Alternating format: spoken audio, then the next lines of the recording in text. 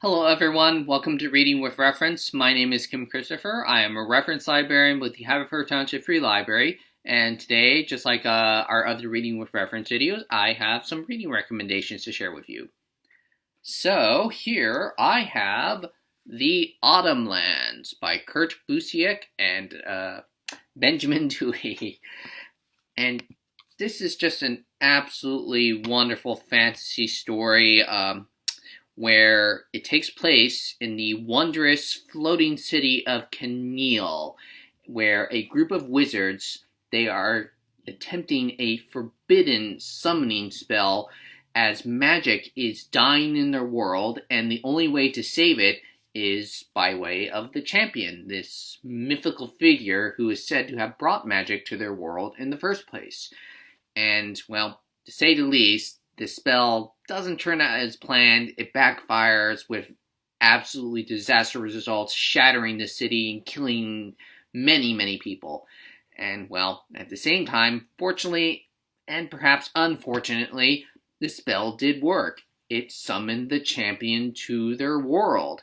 But the champion isn't exactly the champion they were expecting, because in this fantasy world, as you can see on the cover, the inhabitants are all anthropomorphic animals, and the champion they summon is a human being. He's brutal, crude, not in any manner or form noble like the tales depict him to be, and with his presence, the champion himself, he begins a series of events that begin to shake the very foundations of this fantasy world, unraveling things and uncovering secrets that were left buried for many good reasons. And so, yeah, like I said, this is just an absolutely wonderful fantasy series. I highly recommend it as a read if you love fantasy with a story where the protagonist is a displaced hero who's transported to this fantasy world. And I personally love those stories, how when you read fantasy and science fiction or any other story, you're trying to escape this world, but ideally you wouldn't want to because, well, in the case of this fantasy world, he's transported there and life-threatening situations, Indiana Jones sort of adventures that, would put your life at risk, and yeah, you wouldn't want to do that, but great to see one of those sort of stories where you can envision what it's like in a way, but it's also a really great read, and why we recommend it, because Busiek and Dewey, when they, at the start of every single chapter, instead of just making this a traditional sort of comic book story, a graphic novel, they decided that at the beginning of every chapter, they included this absolutely gorgeous, stunning, painted scenery that, Tolkien sort of style sort of painting with a short little prologue or a narrative, written one, no dialogue from characters or anything, just this sort of little sort of snippet or tale to start the whole story that makes it sort of a cross between a traditional book and at the same time a comic book. And it's just great in the sense just that it sort of introduces you to the world, what's going to happen, and characters, everything. It's just absolutely amazing what the two authors did with this series. And again, if you've seen any of my other reading with reference videos, you might know that I look at the artwork in the series. Sometimes that really sort of impacts how much I enjoy it. And they just did an absolutely, Dewey did an absolutely wonderful job just illustrating all the anthropomorphic animals in this story, where all their expressions are so lifelike, that when you're reading it, at times you forget that these are animals, or anthropomorphic animals. You begin to see them as more human, because their expressions are just so, well, human and lifelike, like I said. It's just amazing artwork, story. It's everything you want in a fantasy series. But, so yeah, I can't emphasize just how much I recommend it as a read, but do be aware, readers beware, that series, if went on a hiatus in 2017 and left on a cliffhanger, unfinished.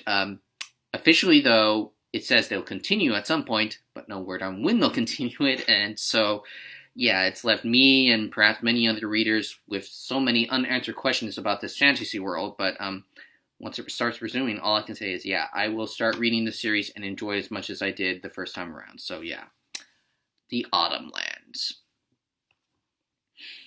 And then for my last recommendation today, I have Next Wave, Agents of Hate. And what is hate, you ask? Well, hate is the highest anti-terrorism effort. Just another one of those secret organizations, like S.H.I.E.L.D., where their job is to hunt down terrorist organizations, threats to world peace and hate. They employ superpowered, extraordinary individuals, Next Wave, these 5 individuals pictured here on the front cover, they're this collection of, these people who tried to be heroes or otherwise and failed, but in hate, they were given a purpose, to do good and do it with style. But in the case of this story, Next Wave, they unfortunately find out that their employers, Hate, is actually a terrorist organization itself, using all their wonderful tech to test weapons of mass destruction, and Next Wave, as a result, are in a way they're patsies and also perhaps terrorists as a result. And well, so what do these, shall we say, extremely depressed, superpowered, extraordinary individuals do once they find out that the organization they thought they were doing good for is actually a terrorist organization? Well, they decide to rebel and set out on something of a quest to destroy every single aspect or asset of the hate organization as well as their benefactors, the mysterious Beyond Corporation. And yeah, so this is just a really fun blast to read. I highly recommend it as a read if you're looking for a more lighthearted, humorous take on the Marvel comic book universe that is never taken seriously. It's not canon, though that is a little bit debatable, as there were references recently as to perhaps it is canon, but in any case, yeah, really funny take on all the Marvel comic book universe.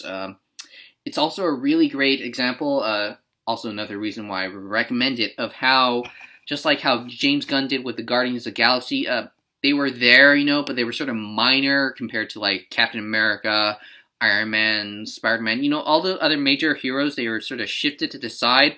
And this one took some very, and I mean very minor characters. Unless you're a real, absolute Marvel comic books fan, you wouldn't know who these characters are. And yeah, it's just really great example of showing how you can take these small, forgotten characters that you may love yourself even, but were never given a chance. But in this short run that they had, only 12 issues, they showed that they have great potential as, frontline stars, so to speak, that is, in their own series. And I'm just very sad that it only ran for that 12 issues. This is the entire series in compiled form. But like I did mention at the beginning, even though it's not considered canon, and it had that very short run, there were references that it is perhaps connected to the canon stories, the mainline stories that Marvel have been doing recently over the years, and that maybe potentially as a result of that, there could be another Next Wave series in the future. As much as I love that, though, I don't know, as the series was released in 2007, and no word since then other than little references, like I said, in some of the other Marvel stories. But yeah, just a really fun read. I highly recommend Next Wave. It is just a blast. And like I said, keep repeating myself here, but yeah, if you want a really funny take on the Marvel comic book universe, not the really serious ones or the typical, go off, save the universe, defeat the villain sort of story, you will love Next Wave. I can't emphasize, just like the Autumn Lands, how much I recommend this as a read. And, well, that is everything I can say today about these reading recommendations, and until we see each other again next week, please note that the library is open, where the hours are Monday through Wednesday, 10 to 8, Thursday 10 to 6, Friday, Saturday 10 to 5. We still do our contactless curbside pickup, so just fill out a request at our library website, haverfordlibrary.org, or call the library. And regular requests are also up as well, so you can request items from other libraries to get your hands on them. And until we see each other again next week, everyone, I hope you have a wonderful day and take care.